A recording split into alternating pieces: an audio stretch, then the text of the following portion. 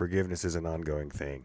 It's not a one and done. Yeah. And sometimes because of our sin nature and the fallen world that we're in, you got to work at it because our forgiveness isn't perfect like God's. It's you can forgive tomorrow or today, but tomorrow you might be angry again. Well, forgive him again. Keep forgiving. Yeah, I mean we're still human, and we still have spiritual warfare to deal with, right? I mean, that's something that I sent a message to you guys, I don't know, a couple weeks ago, sitting in church. It's like, I think one of the biggest things that the church doesn't know is spiritual warfare and how real that is.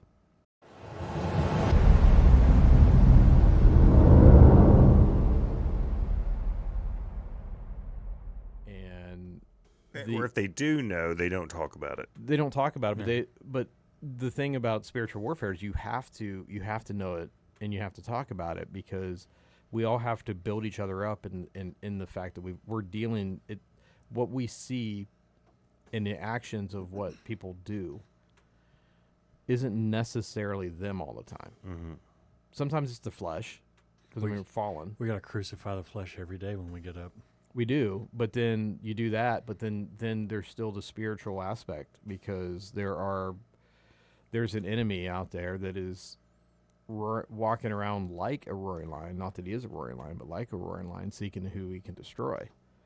And that enemy has lots of generals and lots of infantrymen that are out seeking and trying to listen to intelligence and things that is happening in the angelic, in the supernatural, to find ways to hinder your walk, especially if they start hearing things about, hey, Nick is getting ready to do something really good. Or beginning to see, beginning to see a significant number of angelic beings surrounding Josh or Andy or anybody, then the attacks begin to creep up. Well, and this is what I think is so important about forgiving others, as you're healing. So I hate saying the secret weapon, but your secret weapon to spiritual healing is unforgiveness. Because when you're holding on to that, you're holding on to a poison that's holding you back from fully investing into your spiritual growth, because you're still way back here focusing on what God alone can handle and bring justice to it. Yeah, so absolutely. And where the spiritual warfare really comes into this is, Matthew chapter 6, verse 15. This is, but if you do not forgive men of their trespasses, neither will your Father forgive you of your trespasses. Mm-hmm. And I don't know that gets taught enough, that it's not a recommendation that we forgive. It's a requirement. Well, how can, if we're supposed to reflect Jesus and we're not forgiving others, then why should we be forgiven? Yeah, absolutely. But and you mentioned just a moment ago in that it affects your healing. It affects everything that you do. Like, if you feel like you have a prayer life, or in your prayer life you feel like you're hitting a brick wall, and it's almost like that prayer is bouncing off the wall back to you, first thing you got to do is check yourself. Mm-hmm. What is it that is hindering my prayer life? And the first thing that you've got to check is, do I have any unforgiveness? And trust me, there's a whole slew of different things that have happened in my life throughout the years that I could easily have unforgiveness for, and I have to battle. And a couple of those I can't bring up necessarily on the podcast, but there's a slew of those things that I've got to battle. And when somebody mentions their name, there is a little bit of bubbling of that, which means I still have to deal with that. Well, the spiritual side you've covered pretty well, but I was doing a study. I'm like, I wonder what physical effects unforgiveness can have on us. And I can cite the sources, but it weakens our immune system because of the chronic stress and negative emotions. It reduces the body's ability to fight off illness, is one. Two, when we're stressed, what does stress cause? High blood pressure. And high blood pressure over a long period of time can lead into heart disease. There's sleep issues because we're bitter and we have mental unrest that can lead to insomnia or poor sleep quality. And then there's just chronic pain and tension from all of that build-up stress and anger that can lead into neck and back issues. When you dive into it that way, it's incredibly important to see not what sin can do to you spiritually, but what it can also do to you physically. And this one's a big one because it's a very self-centered thing to not forgive, because it's taking it away from us. We're giving up this part of us, and it's like, well, what about me? Where's my justice? Where's my satisfaction? I'm the one that was hurt. I was the one that damaged. And we've talked about my stuff enough. Yes, something very terrible happened to me as a kid. And I thought I'd forgiven this person. I didn't realize that forgiveness is an everyday thing. And then randomly,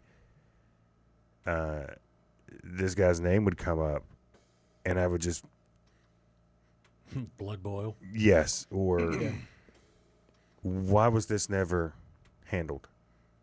I don't know that it wasn't. I'm sure God has convicted and I mean, he's not in a good place. He's not doing well in life. And I really didn't want that, but it wasn't until I was at a funeral and I gave him the handshake and the hug and said, I'm sorry for your loss. And the moment I did that, it's like all of that went away. And now I can hear that name, or I can hear about the situation, and I'm like, here's what it is. So, when you turn it over, when you give that when you give that forgiveness and you're not living in unforgiveness, when you give that forgiveness, you then turn that situation to God. Mm-hmm. And then you let God handle that. So it's, casting your cares upon the Lord. Well, forgiveness and unforgiveness is part of that. Like, you not only cast your cares when it comes to your finances, health, different things in life. Anything that bothers you, you should cast that. Anything that worries you, that should be given to God. But that includes whether or not you forgive somebody or you don't. Because the moment you do, that turns it over to them, turns it over to God, and then God handles that. And God, that releases the Holy Spirit to go work with that person. As long as you're holding that unforgiveness, you're not releasing the Holy Spirit to do what the Holy Spirit needs to do with that person. You know what that reminds me of? You're holding them back from potential blessing and healing themselves and forgiveness for themselves and salvation.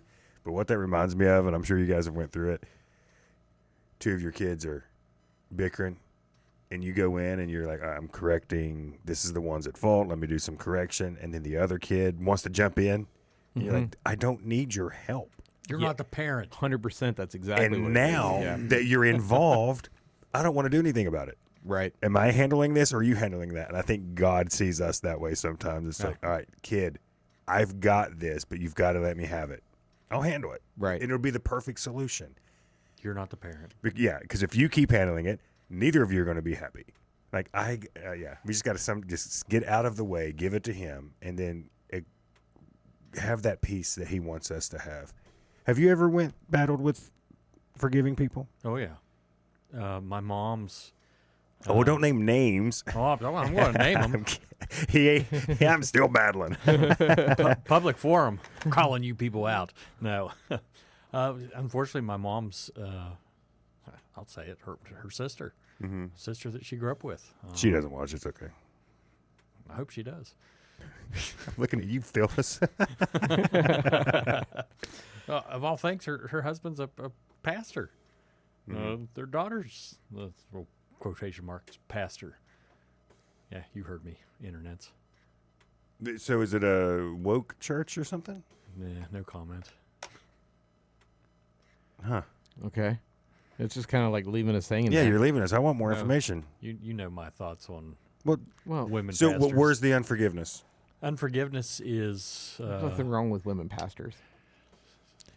We'll go on. I see what. Okay, now I'm picking up what you're putting down. Well, that's a topic for a different day. Yeah. Okay. anyways. Yeah. He's gonna pull that out as a short now, I bet. It's going to get a million, like... Well, with all the uhs and ahs and yes, I'll have to edit some stuff. So my grandparents, they were the grandparents that were super involved in our childhood and in our lives. Mhm. And even my children's lives. Like, they were the grandparents that my kids were able to meet. Aiden was pretty involved, especially with my grandfather. He lived a good while, like World War II vet kind of thing. Like, Pap was, even in his casket, he had a full head of black hair. Like, it was wild. Mhm. I did not get that gene. I was just going to ask about that. I did not get that gene. Yeah, you know how they say it comes from the mother's side? That's bull butter. Mm-hmm. So so supposedly there was a will Mm-hmm. that everything, because Nana Pap had 4 children, 2 boys, 2 girls. There was a will that clearly stated that everything went 25% Where it was supposed to go. Yep. very equally among the 4 children that they had. I personally had seen the will. I seen it signed by both individuals, both grandparents, and then magically, whenever Pat passes away, there's a new will that's signed? Question mark? By my grandfather, to where this certain sister and a certain husband who's a quote unquote pastor, quotation marks, Got everything. got everything. Isn't it insane what family does to each other when people start passing away? But I can live with that. We all could live with that. The most hurtful part about that entire situation was they hired an auction company, and they come in and took everything out of the house, and they auctioned all of their personal effects. So, and it was during the week. This was back when Dad was still working in the coal mines, so he couldn't just take a day off to go to this auction. Mom was at work. It's hard for her. I was at work. So I gave a list to my other aunt and uncle, and Dad gave a list of stuff that they would have really loved to have. So, like, here was my grandfather's mining belt that he had worked in because he worked in the coal mines from the time he was like 8 years old. The only time he wasn't in the coal mines was during World War II, and he worked until he was 70 years old in the coal mines. And this, Sounds like my grandpa's. so this mining belt was a belt that he used like Yeah. decades upon decades. Was at an auction house. And it's a sentimental thing. It's Yeah. Yeah. And Dad was like, "Man, I really want to get my hands on that." So here was my poor uncle, his own son, was at this auction house, having to buy stuff from his dad's Yeah. home on an auction block. There was stuff like my kids had bought Pap at an auction house. Like, my aunt's like taking pictures while I'm at work. Like, is this what you were talking about? And like, there's a guy holding up like teddy bears and That says my kid's name on it. Like, yeah. yeah. So have you had a conversation, and which is going to be my last question for both of you guys. Have you Like, I'm sitting here tearing up. forgiven that person, or have you? I'm going to be very honest to you guys and our listeners. There was a good year period there. If I probably would have died during that period, I probably would have went not to heaven. Because you did not forgive. I had some serious unforgiveness. I probably would have peed on them people if they were on fire standing in front of me. So, which leads me to, so have you forgiven them Now, yeah. now? It took some time. So here's my question, and I don't think And it wasn't the, hey, we got everything. I could have cared less about that. It was that stuff at an auction house. Well, it sounds like it's more of a betrayal of what everything that family stood for. And then when somebody Yeah. passes, you're just, We could have cared less that they got the money and the house and all that. Man, you couldn't have let us go through the house and pick up little toys that my kids bought their great-grandfather, and a knife that I got him, and my dad wanted a mining belt. What a sad situation that was. If I could take if I could have got anything from my grandparents, I would have wanted one of my pawpaw's old-timey pocket knives. And this is going to sound weird. That's one of the things I got at the auction was an old-timer pocket knife.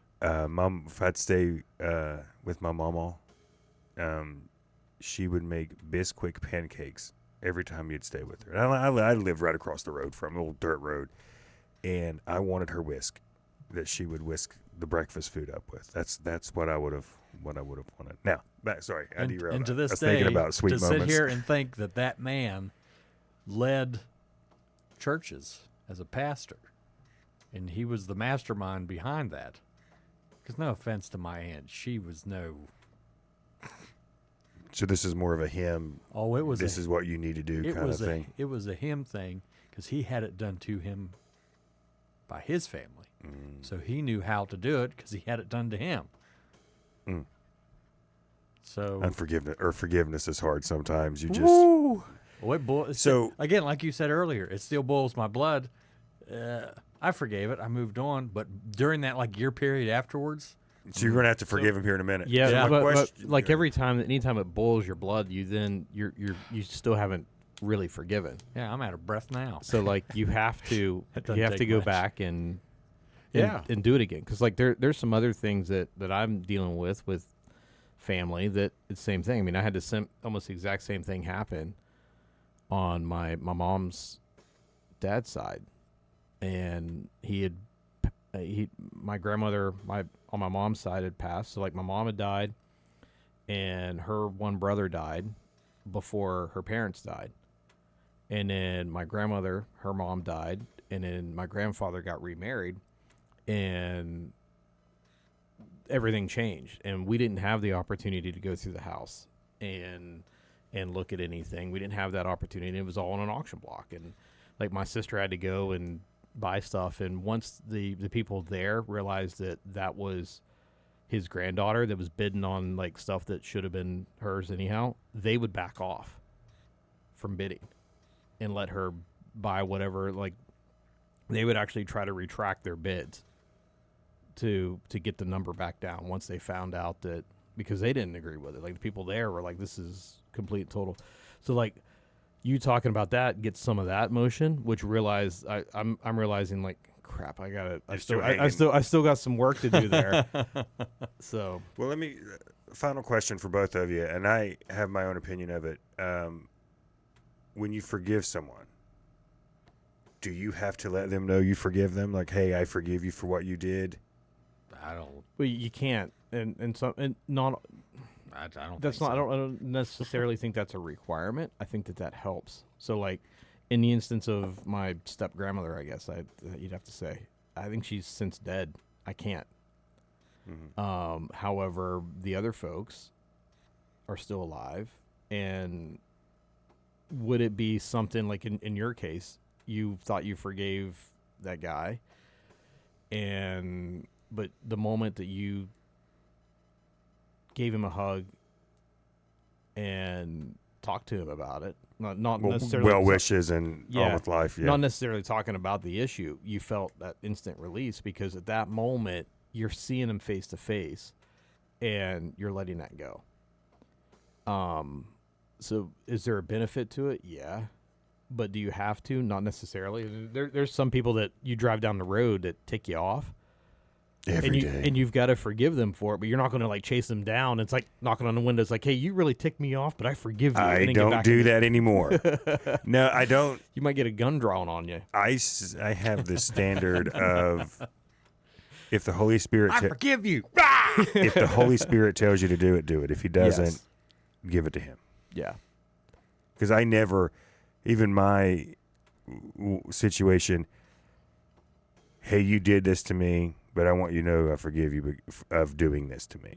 It was a good luck with life kind of deal. So that's what I want to do with my stepbrother. Like I want to talk to him, and I want to. I mean, I don't know that we necessarily have to have relationships. So just because you forgive somebody doesn't mean you should have them in your life anymore. You can forgive and set boundaries, and you don't. Yep. And we're not going to forget. Right. I want God to use me as Batman. but like, yeah, right. He'd use you But Robin. I want to approach and sit down and have a cup of coffee with my stepbrother and be like, why did you do it? So is that something you want, That- or this Holy Spirit wants? Have Buddy, you, I'll tell you I- now, that's not going to go well. I don't really care. That dude's such a pride douchebag. So now you're picking up my offense. Yep. And calling names, making it worse. No, I'm just telling you. No, I know how it'll go. And like I Still think, I bet you money that dude still thinks he's probably cool as a but cucumber. here's the thing though is I want to see it. I want to see his body language. I want to hear what he has to say, and then see like was there a change. And in some of the other folks in my life, like I pray that that there's have a change for his sake. yeah, I mean it's all about him because I mean I can talk about it now and my blood doesn't boil. Nick's does, and it's not even his Yeah, I situation. know. So he's picking up my offense, which is doubly. It's like secondhand smoke. Smoke New firsthand. episode. I want to be Batman. So, but like, Calm down. but I think some of the other folks that I've dealt with, I think overall I'm Mhm. getting better. But there's still one in particular that when their name comes up, it's like, "Rrr," and that I know I've got to deal with it. And I've not talked to some of these other folks. I feel like I need to for my own closure to get it out there because that's just how I am. But I don't know how that conversation's going to go. And there's one person that in particular that I called him up and I was like, had some absolute crap happen, and then it continued to happen. And I was like, I forgive you every day. And they're like, yeah, I don't know why. I didn't do anything wrong. That's where you got to set the boundary. I'm done with that. I'm done now. And I was like, Okay, bye. All right. And but that response then brought up a new offense that I've got to get over. Yeah. And then stop putting yourself in the situation to be offended. Yeah. Oh, that's a big one too. And Yeah. I never really thought about that until now. I hate this situation and I don't like feeling this way and I don't like going through this. And then the Holy Spirit's like, well, then stop Mhm. doing those things and seeing these people because it's nothing but problems and chaos. Yeah. Okay, Aquaman, that's who you are now. I mean, I could take a trident and stab him with it.